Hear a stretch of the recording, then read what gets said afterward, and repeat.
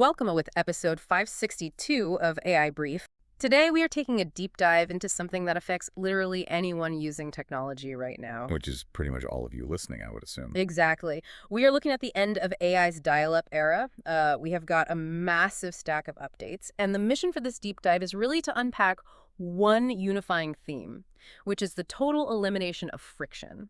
We are talking about SpaceXAI and Cursor slashing frontier pricing with Grok 4.5. Oh, that one is huge. It really is. Plus, we've got OpenAI making voice AI truly instantaneous with GPT-Live, and ByteDance fundamentally changing how digital design works. I mean, when you look at all these updates together, the clunkiness is just vanishing. Whether it's prohibitive costs, those awkward voice delays, or just really rigid design interfaces, we are watching artificial friction dissolve in real time. It is wild. So let us dive right into the foundational layer, the raw infrastructure. Because SpaceXAI just released Grok 4.5, and this is the first major drop since their $60 billion acquisition of Cursor. $60 billion. I still cannot get over that number. Right.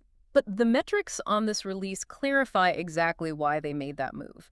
They are hitting 80 tokens per second, which, if you are not staring at developer dashboards all day, you might wonder what that actually feels like. It feels like magic, honestly. Just to put it in perspective for you, 80 tokens per second is roughly 60 words generated every single second. So it is reading and writing a novel at the speed of a machine gun. Which is a 4 times efficiency gain over a model like Opus 4.8. And normally you have to choose, right? You either get deep reasoning or you get speed. Exactly. You rarely get both. But they are keeping these elite benchmark scores on complex tasks. It means they did not just throw more computing power at it, they completely altered the architecture. Think of it like a city's road network. Older models force every query through downtown traffic. Just getting bogged down at every single stoplight. Right, checking every parameter. Yeah. But Grok 4.5 has basically built a high-speed bypass for specific tasks. And that bypass translates directly to the cost, which is the craziest part of this release. It is $2 per million input tokens and $6 for output. Which is a massive drop. I mean, compared to Opus 4.8 at $5 in and $25 out, the math completely changes. It is like getting the performance of a luxury sports car, but paying the price, and getting the fuel efficiency of a commuter sedan. And it is free right now inside Cursor and Grok build. Well, and the context there is fascinating because Elon Musk was on X teasing this, saying an even bigger model is coming next month.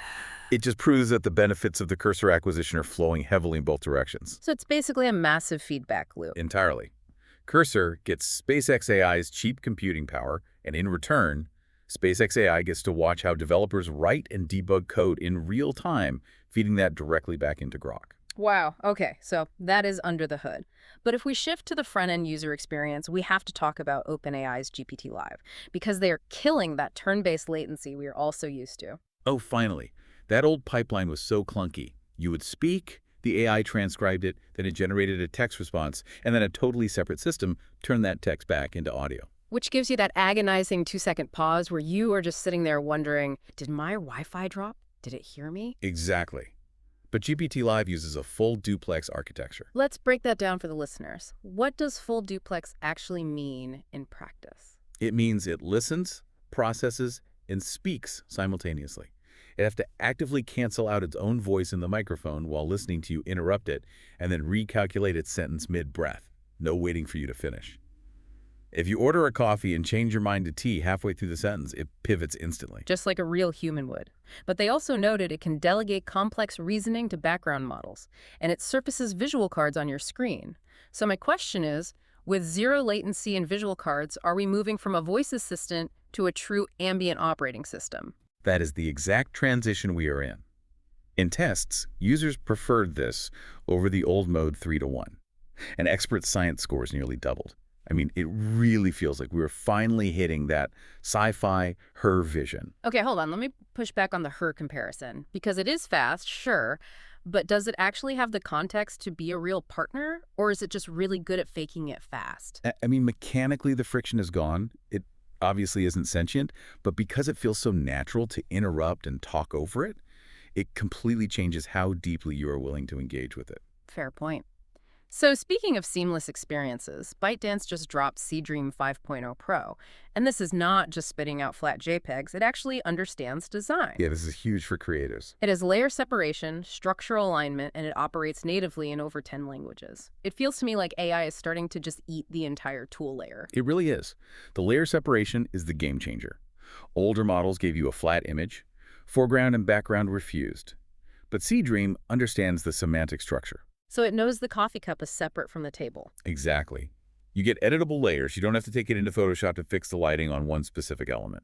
The AI is the generator and the editor. Which is what users actually want. They want a creative partner, not just a raw material generator. And this directly rivals OpenAI's Images 2.0. Plus, it sets the bar incredibly high for ByteDance's Seedance 2.5 video model coming later this month. I cannot even imagine what editable layers in generated video is going to look like. So if we step back for a second, let's look at everything else in AI today. Because there's a ton of movement outside of just these massive models. There really is. I think we need to slow down and look at the broader ecosystem, starting with Monogram. They just launched today out of stealth with a $40 million seed round, backed by Udemy co-founder Aaron Bali. And they're completely ditching the text chat interface, right? Yes, it is an iOS app that generates visual interfaces dynamically. So instead of a text wall, if you ask for a recipe, it builds a custom interactive UI with timers and checklists right there on the fly. Moving past that text box is so necessary. Chat is great for coding, but if I'm planning a trip, I don't want to read paragraphs. I just want a visual calendar. Totally. And alongside these interface shifts, we're seeing some massive executive movement. Joshua Akiem, OpenAI's chief futurist, is leaving after 9 years. Wow, 9 years is an eternity in this space. It really is. He called it a decade where centuries happened, which I thought was just a beautiful way to put it. That is incredibly accurate. And that speed is definitely spilling into open source. We've got a triad of major market movers today. First, Cognition released SWE 1.7, which is an in-house dev and agent built on China's OpenKimi K2.7 model. It is hitting near GPT 5.5 scores, but super cheap. Just commoditizing that frontier-level coding. Exactly. Then Minimax is targeting Q3 for a 2.7 trillion parameter model.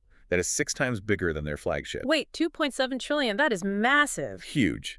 And lastly, Prime Intellect raised a $130 million Series A. They hit $100 million in annualized sales in their very first year, just doing open source training infrastructure. I mean, you look at Cognition, Minimax, and Prime Intellect, and it just proves the sheer commercial velocity happening completely outside of the top 3 closed labs. The gap is shrinking so fast. Definitely. So to bring all this high-level news down to earth, let us look at today's trending AI tools. We've got 5 fresh ones, and I want to look at the practical use cases for you, the listener. Let's start with Elentaria and Gobii. Okay, yeah. Both of these are basically acting as autonomous AI employees. Elentaria analyzes your business, scores 22 marketing channels, and ships a plan. If you are a solo founder, it is literally an instant automated chief marketing officer. It turns weeks of research into an instant roadmap. And Gobii's doing the exact same thing, but for HR. Right, it automates the entire top-of-funnel talent search. So your team only talks to vetted leads. But it's just kind of funny to think about, because if candidates are using AI to write their resumes and Gobii's using AI to vet them, we are basically just watching bots negotiate with bots until the final human interview. That is exactly what is happening. It is just machine-to-machine optimization at the top of the funnel. So the other 3 tools today are ForthWrite, htmlslides, and Duply. ForthWrite drafts email replies in your exact voice. Which is critical because nobody wants to sound like a corporate robot. Exactly. It clears your inbox backlog authentically. Then htmlslides lets developers build and export browser-based slides straight from GitHub files. Keeping them in their flow state. Precisely. And Duply turns product UI into design.md files, so you instantly document how a design feels for engineering handoffs. Which is so smart, because Duply and HTML slides are both bridging that incredibly messy translation gap between design, code, and presentation. Technical teams never have to leave their environment. They just eliminate that context-switching friction entirely.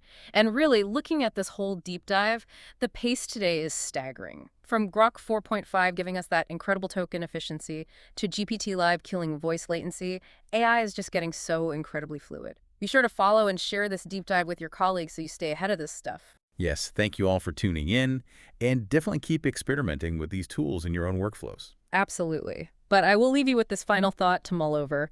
We have spent this whole time talking about the friction between human thought and digital execution dropping to zero. But as that happens, what happens to human patience? I mean, if an AI can build your app in 2 seconds, are you going to tolerate a real-world service that takes 2 weeks? We might be eliminating our digital clunkiness only to realize the physical world now feels unbearably slow. See you the next episode.